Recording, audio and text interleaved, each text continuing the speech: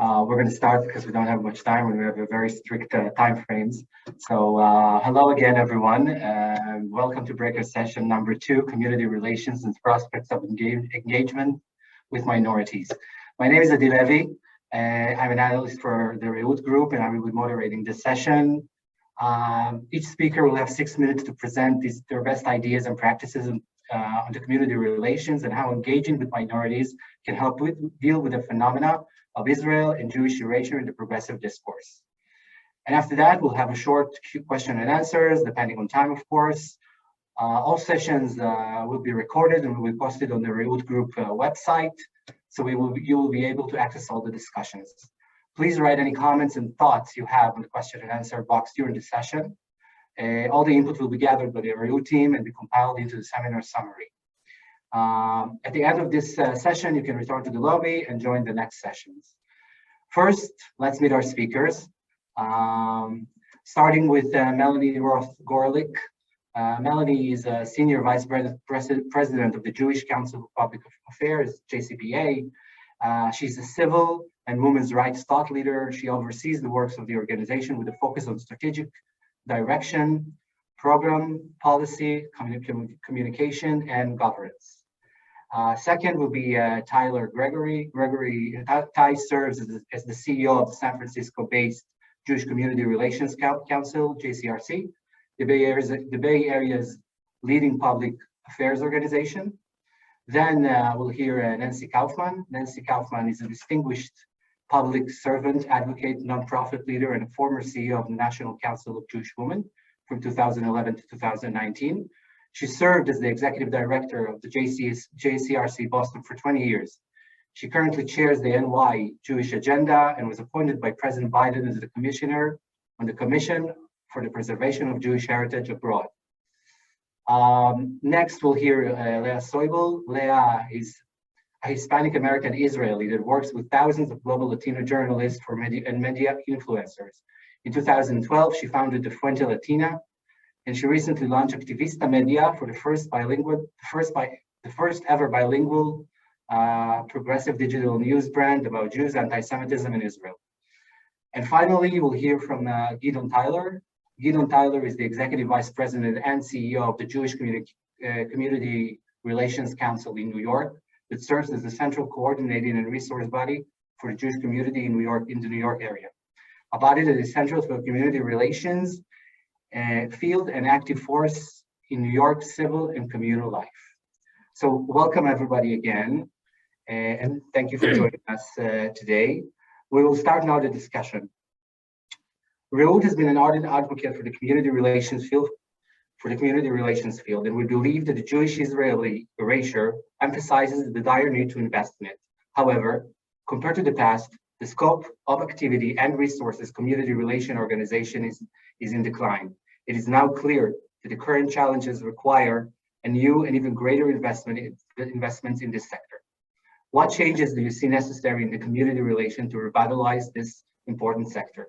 How can it address the challenges in the progressive discourse? Melanie, the floor is yours. Thank you so much. It's great to be here with so many of my close friends and colleagues on this panel. And thank you so much for Reut for highlighting the work of community relations as part of this discussion. I'm going to focus on the concept of community relation and answer the following questions. What should the community relations field look like in light of today's challenges? What is working and what isn't? And how should we ensure that we don't erase ourselves from being strong visionary leaders in the future through disengagement and fear? JCPA is a 70-year-old organization that was created by the organized Jewish community to combat anti-Semitism. Its methodology was to engage the Jewish community in building a strong democratic country that works for a just and pluralistic society for all people, and eventually to support Israel's quest for peace and security. Today, we convene a large national network made up of 125 Jewish community relation councils and 16 national Jewish organizations. We grapple with pressing issues of the day, build consensus among the diverse Jewish community, including the 4 streams of religious Judaism, and then work in common cause with other racial, ethnic, faith, and civic leaders in the public square. Our mission is as crucial today as when we were created. Our work is based on our Jewish values of justice, justice we shall pursue, and repairing the world. And we carry out our work in 4 areas: to support the JCRC local network, policy advocacy, convening, and leadership. We heard earlier today in the plenary about the many challenges facing us, so I won't go through them, but we believe in the community relations field that this is a call to action for us and that we were made for times like these. And my biggest concern for the future is that the Jewish community will erase itself in the public square. We are at a pivotal moment that will decide our future role in this country, and we need to be visible, sharing our Jewish values. JCPA works to implement strategic community relations. This includes the following: we build trusted relationships and we're a strong intergroup partner. We advocate as part of our diverse coalitions working in common cause. We are a respected advocate with public officials, and we lead a national local network that works to develop strategies related to challenges and that move forward our goals locally and nationally. Strategic community relations is based on the need that the Jewish community should be working to ensure that all people can thrive. We fight discrimination against all people. We believe that if we build inclusive communities where everyone has the opportunity to live safely and securely, we as the Jewish community will also benefit. So here's our roadmap. We educate based on research-sourced information, cut through disinformation to ensure that we understand the big picture, the facts, and well-rounded viewpoints. We do our research. We provide opportunities to learn solutions for those who are impacted from discrimination and oppression in our society. We show up at all levels, local to national, to stand for our policies and vision and to support our partners who are working hard to better their communities. We mobilize. We do this by educating, advocating, and mobilizing our community to take action. We have to be nimble to respond to current issues and able to pivot. We ensure that JCRCs and their grassroots have the skills, information, and resources they need to do their work. We work bottom up and top down to share information and create strategy and be relevant. This is not without speed bumps, of course. And communicate our vision through social media, which we must do better. And we must engage and involve emerging and young leaders in the solutions of today and tomorrow. And of course, always to combat delegitimization of Israel. So what works and what doesn't work?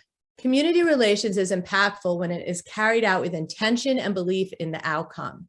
Our work has to be aspirational and pure, working for the common good and to compete and not to compete for public dollars.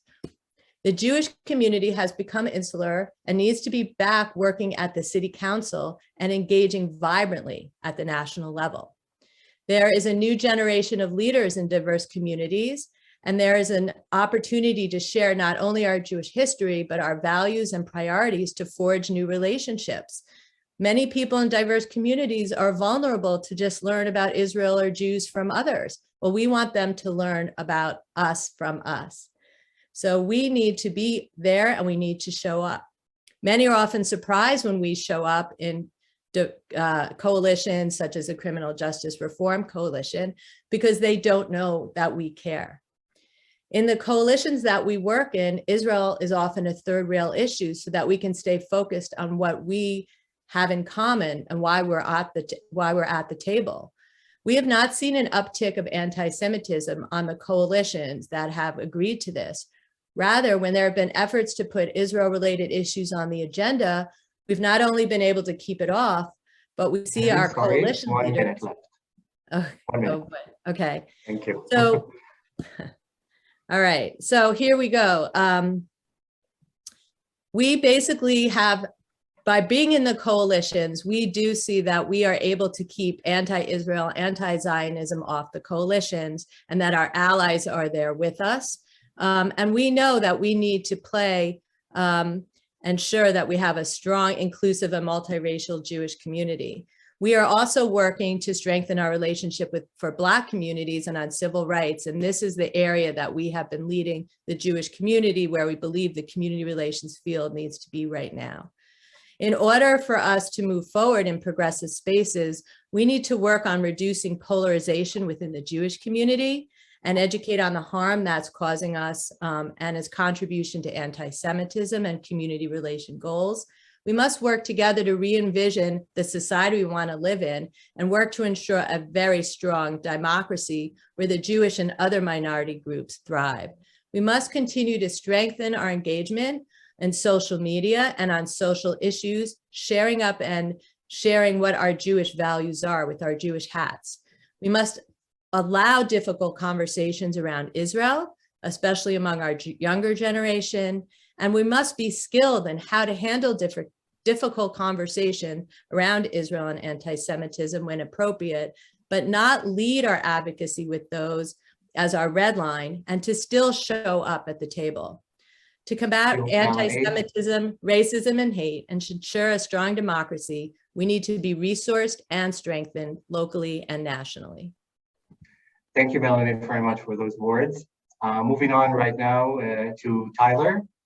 Tyler, the stage is yours. Greetings, everybody from the left coast, literally and figuratively. It's great to be here. I want to start with a story. About a year and a half ago, we had some parents reach out to us from the Diane Feinstein Elementary School on the west side of San Francisco. And they said, hey, our school board wants to take the name away. This is accomplished Jewish senator that we have. They want to rename the school board.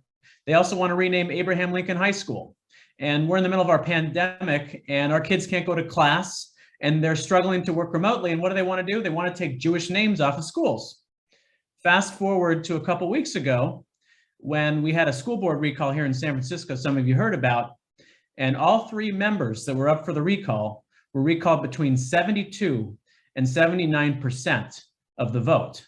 And the one that was recalled with 79% made some anti-Asian slurs a few years prior that riled up the Asian community in San Francisco, and the turnout among Asian American voters in San Francisco skyrocketed to record levels, despite the low turnout for the election. 1 out of 3, approximately, Bay Area voters identify as part of the Asian Pacific Islander community. Additionally, in San Francisco and the Bay Area, we have the highest percentage of Jews of color and of people of color in Jewish families in the country. And so we see a unique opportunity to build relationships and coalitions here with the Asian Pacific Islander community that can have national implications and serve as a national model for other communities. So let me talk about what we're doing. Number one, we recognize that we share a model minority myth with the Asian Pacific Islander community. It prevents us and Asian Pacific Islander parents and students from having many of their issues with hate being taken seriously. And so we are building a robust dialogue on how we can advance these issues, despite the fact that our oppression across the political spectrum, including the far left school board member that made that anti-Asian trope, across the political spectrum from meaningful and real change. Number two, throughout the pandemic, Asian Pacific Islanders and Jews faced hate in the form of being scapegoated for something that happened overseas. You saw the China virus, quote unquote, affect Asian Pacific Islanders at the beginning of the pandemic, propelled and inflamed by certain folks on the right. And then, of course, in the Gaza escalation last May, many of us, and especially kids and teens who were bullied on TikTok, being asked to disavow Israel from joining political clubs on their campuses. The parallels in being scapegoated from hate right now, again, bind our communities together with shared experience. And so we have a lot of work to do to combat rising hate. In the California State Legislature, the Jewish Legislative Caucus and Asian Pacific Islander Legislative Caucus partnered together on a hate crime package of bills that were signed by Gavin Newsom to make sure that the Justice Department and Police Department were coordinating better around hate crime issues, prevention and data tracking, for example. And additionally, we have a lot that we can learn from the Asian community when it comes to how we frame the debate around anti-Semitism. My dear friend Leah Soibel from Fuente Latina in a few minutes will talk about her experiences, but what we learned from Fuente Latina is that we need to change the conversation around anti-Semitism in this country. And I look to the Asian Pacific Islander community for inspiration with this robust conversation that they've been able to have over the past year and a half about constructive Asian Pacific Islander identities. They're not just trying to stop the Asian hate, they're trying to have a comprehensive and robust positive conversation about who they are, what their heritage is, and what their culture is. Our highest aspiration as a Jewish community cannot and should be not stopping anti-Semitism and anti-Zionism. That's playing not to lose. We have to have our highest aspiration be to be celebrated, recognized, and included as people who care about Israel and as Jews in public life. And we can learn from the Black and Asian communities in San Francisco about having that constructive conversation around identity. Finally, we need to make sure that Jews of color, in this case, Asian Jews of color, are at the forefront of this conversation. Number one, recognizing inside the Jewish community that when Asian community members are attacked, that's a Jewish problem. But the reverse is also true, that when anti-Semitism arises, that members of the Asian Pacific Islander community and in other communities of color, that's their problem too, because they have Jewish members of their Asian Pacific Islander community. We have to change the way that we talk about identity issues and make Asian Pacific Islander hate and other forms of discrimination against minority communities an issue of direct concern to our community. And then the reverse can be true as well. So from this experience, we need to reframe the debate to build stronger coalitions. And to answer your question, Adi, the way that we rebuild trust in the community relations system is by leading from the front and demonstrating, one, that we don't need to work at cross purposes to advance support for Israel and advance social justice together. And number two, that when we show up, we can build permanent and long-lasting bridges with other communities to advance change together. Thank you.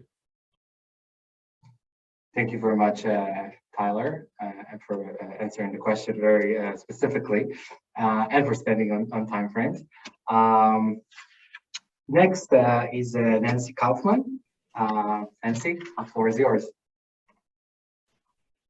Thank you so much. Thank you to Reut for holding this, and to my esteemed colleagues for joining. It's exciting to be having this conversation. And by holding this panel, you clearly acknowledge that the over 70-year field of community relations is uniquely positioned to successfully engage in the issues that are important in terms of working with diverse communities. I came into the Jewish community relations field 30 years ago from government and the nonprofit secular world. I call it the other world. When I was hired in 1990 as JCRC director for Greater Boston, I only began to realize how helpful my earlier work in community organizing and politics would be. That early training continued to be invaluable when I moved to New York City in 2011 to become the CEO of NYJA. What I found in 1990 in Boston was a Jewish community that was living in a bubble. It had few meaningful connections to its inner city roots, and little or no meaningful interaction with other ethnic, religious, and minority groups. Yet, I knew then, and I still believe now, that our particular Jewish values require us to be engaged in the work of social justice for all. I was continually asked in my early days in Boston by well-meaning donors and volunteers, how do we do that if we are separated physically from other groups by the demographic and social changes that led Jews out of the city to predominantly white suburban communities? My answer became even more clear as a result of my participation in a Rockefeller Foundation funded project where 40 diverse leaders were chosen to engage in a deep relationship building focused on developing solutions to persistent poverty. It was during those couple of years that I realized how much we, as a fairly new immigrant community that had also struggled, as many of our minority partners had, with poverty and discrimination in housing and education and employment. As one of my African-American colleagues said during one of our sessions, when her colleagues were complaining about what resources they did not have, she said, when the Jewish community was closed out of institutions in our city, they built their own institutions. And those institutions, like Brandeis University and Beth Israel Hospital, are now giving back to everyone in the city. It occurred to me at that moment that keeping our successes to ourselves because of fear of anti-Semitism or because of our relative isolation from other groups, that we had the opportunity to be true partners, not patrons, with other emerging communities in our midst. However, to do that would require cultivating meaningful relationships, or as my friends at Ben the Arc Seller program taught me, relationship before task. My work in this area inspired me to put my thoughts in writing in a journal article I wrote many years ago called Recapturing Our Soul, A Vision for Community Relations. In preparing this short presentation, I went back and I read that article. And even though the world has changed dramatically since I wrote it, in both Israel and the United States, and for that matter, the whole world, the theses I shared are as relevant now as they were then, and have been the foundation on which I have successfully built my approach to community relations. I began that article as follows. At this, the dawn of the 21st century, the entire Jewish communal agenda is being re-examined and refined as part of our evolving search for meaning and connection to community as Jews and as citizens of the world. I propose a model of building partnerships and networks based on shared values, explaining that the idea of building community through partnerships and networks is a familiar one to those of us who work in the field of community relations. It has been the vehicle through which we, as an organized Jewish community, engage in political action and advocacy to help realize our biblical mandate of tikkun olam, perfecting the world. I suggested then, and I believe today, just as much, that it is that mandate that we must better operationalize into the practice of Jewish community relations if we hope to remain relevant in the years to come. And it is that focus on perfecting the world that we must fine-tune if the community relations fields to remain an effective vehicle for turning that biblical mandate into an agenda for action. As a result, sadly, except for a few notable exceptions, like Boston and San Francisco at the time, and a few other communities, instead of increasing their investment in their community relations councils in local cities, they diminished them and then wondered why those relationships did not exist in the way they should. As a result of this sad reality, a few of us in the broader community, in the Jewish communal field, outside the narrow confines of the Federation movement, came together in the early 2000s, and with the support of the Nathan Cummings Foundation, we spent several years working on a model to make social justice more central to the mission of the Jewish community. What began with 6 diverse organizations, the American Jewish World Service, Avodah, Jewish Funds for Justice, now Ben the Arc, the RAC, and Progressive Jewish Alliance, gave way to the creation of the Jewish Social Justice Roundtable, which now has 78 organizations affiliated with it, many of which did not exist 20 years ago. While not officially community relations organizations, and unfortunately not included under the JCPA umbrella, those organizations can and should be engaged as partners in our community relations work as we collectively seek to make this very broken world a better place. Sadly, as Jonathan mentioned during the plenary, for some, Israel has become a wedge issue. How much? 1 minute? 1 minute and less. Okay. Israel's become a wedge issue.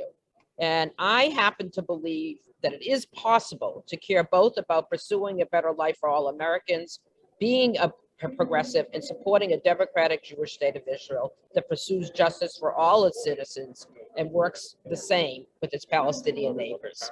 That is why I currently serve as chair of the New York Jewish Agenda, which is trying to do just that. And that is why I engage with partners who may differ with us about how to pursue this agenda. The bottom line is the importance of developing relationships based on shared values. Even when there is a conflict or disagreement, we can resolve it. I have a plethora of examples of this being a successful strategy to engage those positive results, and I'd be glad to discuss many of those offline after this or with you during the chat. Let me just conclude by saying that we in the community relations field possess the knowledge and skill to serve as in Malcolm Gladwell's term, tipping points. By understanding the unique network connecting roles we have, we can engage our community in the Jewish people's age-old mission of making the world a better place. Thank you. Thank you very much, Nancy, for that. Moving on to Leah. Leah, the floor is yours. You're on mute. Still learning how to use Zoom after all these years. Thank you, Reut, for organizing this incredible and very timely event, and to all of our panelists. So Fuente Latina and my role here as a CEO is unique in that we do community relations on an international scale, targeting specifically and engaging and communicating with global non-Jewish Latino audiences through the mainstream media. And so while we do community relations, we do so through the media. And through our work, we know firsthand the importance of community relations and how undervalued and actually underfunded it really is. We are all spending a lot of time looking at online networks, online communications, digital communications, which is where the future lies. Despite the pandemic now being over, we know that we are not putting our phones down anytime soon. And so where we are lacking as a community is really in those online networks. The young, the Gen Z and millennial generations, specifically non-Jewish community of colors, are there. That's where they thrive. That's where they consume information and content. That's where they're influencing each other's opinions. The Jewish community is not there. And although we talk about relationships, we need to be focusing as much on online relationships as well as those offline relationships. And my colleagues on this panel do some of the most important work in the Jewish communal field. And I say this with all sincerity because it's not an easy job, but it is probably one of the most important jobs that we have as Jewish professionals in building relationships with non-Jewish audiences, because without them, then we are unable to get our messages across. And Fuente Latina is a non-partisan, nonprofit media organization. Our job is to empower non-Jewish Hispanic journalists and influencers to make sure that they have information, whether it be about anti-Semitism, Jews, or Israel, before and when the story breaks, so that they're covering our issues accurately, regardless of where they're located. And what we found during the pandemic is that there was clearly a shift from traditional to digital media. And in that shift, there was a media and information void, which was taken advantage of by very nefarious actors, specifically state-funded actors like Russia, Iran, and many, many others. And why did they take advantage of this void? Because they also recognize the importance of the Hispanic community in the United States and around the world. Spanish is the second most spoken language worldwide. Hispanics, it's estimated by 2050 will become 30% of the total US population. They are young. The median age of Hispanics in the United States is 30, as compared to non-Hispanics, which is 40. And they are increasingly politically active, and they spend more time online than any other ethnic and racial group. Non-Jewish state-funded actors are spending a lot of time targeting Hispanics online. And throughout the pandemic, they actually became one of the major targets of disinformation and misinformation campaigns, which culminated in the May conflict when we saw public opinion tides really turn against the Jewish people and Israel. And what that taught us as communicators at Fuente Latina is that we needed to figure out, before, what can we say to change the narrative, to restart conversations that broke down after May. We needed to understand how non-Jewish communities of color see us and whether or not they truly understand our narrative, our language, and our issues. And what we found was not groundbreaking, but incredibly important to starting to reshape those narratives and conversation that Ty spoke about, which are absolutely critical, specifically with this new identity lens, this racial identity lens, which is what millennial and Gen Zs, it's how they view the world, it's how they view America, and that's how they also view the Israeli and Palestinian conflict, pardon me. What we found in very short terms is Jews are pretty much seen as white. We talk internally about Jews of color, but externally Jews are seen as white. And as such, we are not seen to be discriminated in the same way as Asian Americans, African Americans, and Latinos. They don't, non-Jewish millennials and Gen Z Americans, by and large, they don't understand what even the term anti-Semitism is or how to identify it. The language that we're utilizing to discuss our challenges and to address some of the issues that we care deeply about are not issues or terminology that are understood by non-Jewish, millennial and Gen Z American young audiences. A lot of the time, the terminology that we're using is very much lost on them, and it's not helping us to be able to shape and reshift the narrative and the frame of the conversation to be able to show that we do have shared values and similarities, because what we're saying gets lost on them. We should not at all be co-opting any type of language of other racial groups that may be experiencing similar types of experiences that we in the Jewish community are. We find that co-opting language and not speaking for ourselves and in our own voice actually serves to alienate ourselves rather than to build bridges. And most importantly, what we found through our study of focus groups and polls that we did amongst Americans 18 to 35 across the nation is that the content that we produce, that we all share on social media, is not content or information that really resonates with non-Jewish young American audiences. The content that we have empowers us, but it doesn't help explain our issues to non-Jewish audiences. So moving forward, best practices, what do we recommend at Fuente Latina based on our study, is that we need to start producing content. We need to start talking in our own voice. We need to be leveraging the voices of particularly Jews of color that are part of these communities as much as they are part of the Jewish community. They are both ethnically aligned and racially aligned with the African American, the Asian American, the Latino communities, but they are part of the Jewish community, and they have so much to share on both sides. In addition, we need to be realizing that what we're saying isn't resonating with non-Jews. We need to be reshaping the conversation, we need to be reframing the issues, and we need to be using terminology and speaking about issues that matter as much to our target audience, whether they be African Americans, Asian Americans, or Latinos, as much as they do to us. We can't just talk about what we care about. Otherwise, the message and the information doesn't get across. And most importantly is that we need to be speaking out of our echo chamber. And I'll end on this note. We need to speak out of our echo chamber. And that's why Fuente Latina just recently launched the first ever bilingual digital media brand called Activista Media. And the goal is to speak to non-Jewish English dominant Latinos, which are the next generation of Latinos online.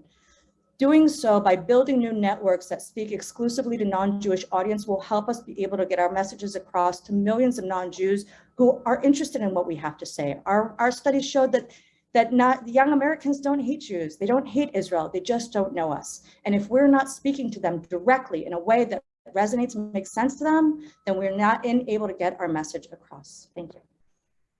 Thank you, Leah, for these words. And last but not least, Gideon, the floor is yours.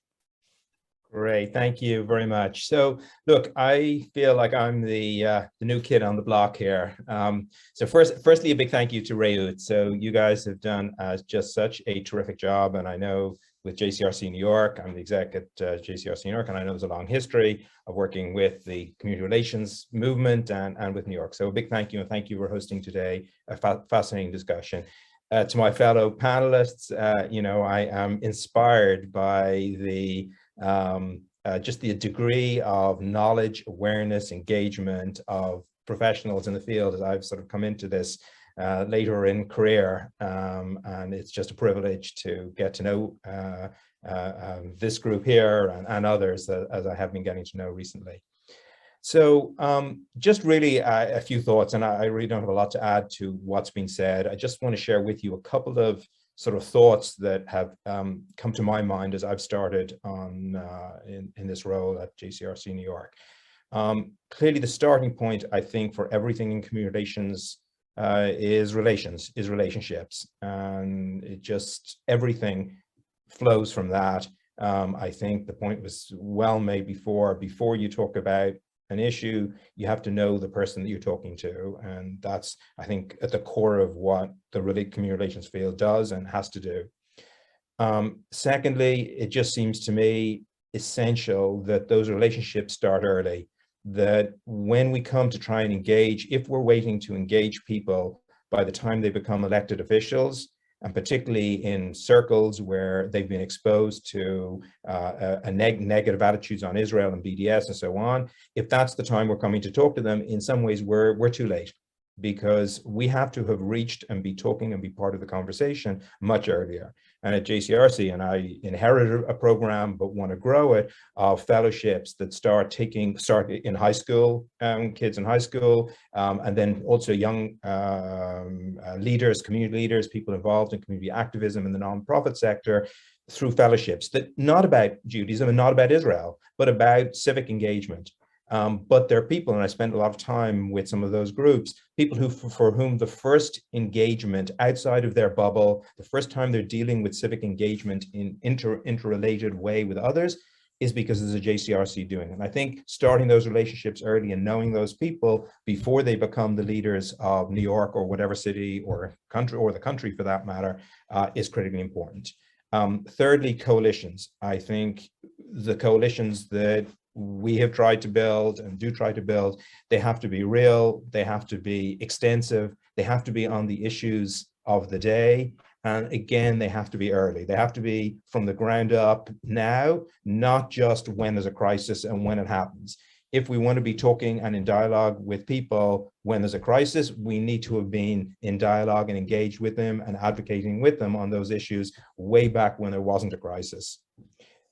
Fourthly, Israel, obviously complicated, difficult for all the reasons we know. I think it's essential that we are, as a Community Relations Council, able to interact with a progressive community, with an entire community, with educating people about Israel with all its complications. And the complications of the Middle East have got to be out there, and we need to be saying that, explaining it, showing it in the visits where we take, whether it's officials or other leaders to Israel. And that's what will create stronger education about Israel, friends, people who will understand the complexity and not the simple black and white narrative that our society is so leans towards. Fifthly, I think that's fifthly, I think for us, one of the areas that we work in very extensively is in the campus space. Not with students directly, obviously where Hillel and so many others do such amazing work, but with administration. And more, we've invested a lot of resources in bringing and educating and talking to and being in dialogue with the top administration of higher education in New York. And within that, certain focus groups, one of which is student affairs professionals who shape that campus environment, and also the staff and those who are leading the DEI space on the campus setting. And I think that more and more that DEI space is going to be a place where a lot of the discussion about Israel and about Judaism and about our role and about how Jews fit within society will be in that DEI space. So we have worked intensively with groups in that and with staff and leaders of that field in the campus setting. I think we need to do it as a society in general to educate and be part of those discussion and dialogue.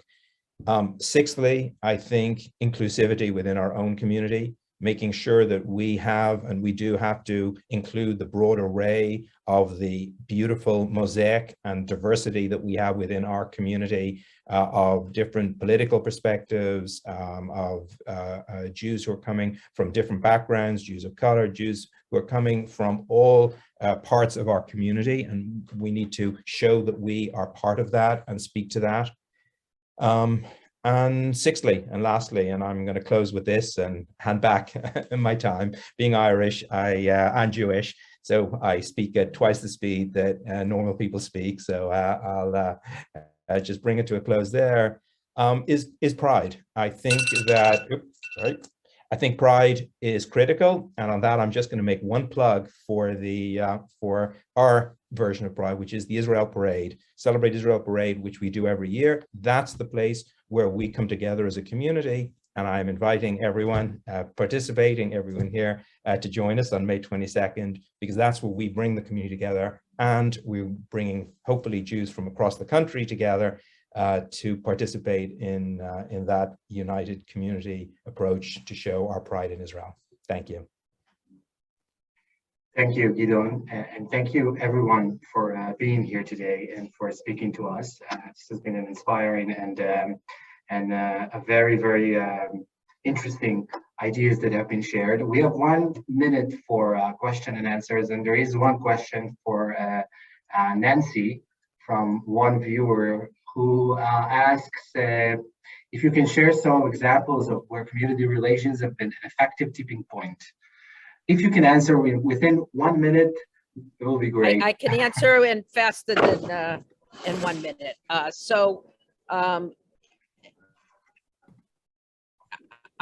My favorite example is working in anti-violence in Boston with a collection of people, including, I should say, the Nation of Islam, and we could talk about that because they agreed to sign on to a statement combating anti-Semitism in order to be part of the coalition. And then we all worked together. And one of my colleagues, African-American Presbyterian minister, who became very engaged with us, later took a trip to Israel. But before he took the trip to Israel, was going to be a speaker at our annual meeting about healthcare. We had worked on healthcare together and getting affordable healthcare. I call it Romney Care in Massachusetts. And it was during the Presbyterian divestment fiasco. I spoke to him, no quid pro quo. He didn't have to talk about it. He didn't have to do anything. He was trusted. He studied it. And at our annual meeting, without being asked, he denounced Presbyterian divestment from Israel as a Presbyterian Black minister. So it's just one of many examples that I'd love to share offline with anyone who's interested. But it's an important one. And I think it speaks to the importance, as you said, Gideon, and others alluded to, that we have to develop relationships early and often, and not when there's a crisis, but based on our shared values. Thank you. Thank you, Nancy. And well, I don't have much to add since everything has been said so eloquently here. I want to thank you for joining us today and for your activities and your work on cultivating relationships, on finding shared values, on rebuilding the bond between the Jews and non-Jews, and everything that has been said here today, and its importance to Jewish relations and engaging other minorities. I remind everyone and all our viewers that the sessions are recorded and will be available online on the Reut website. And now you can join. You can go back to the lobby and join the other sessions.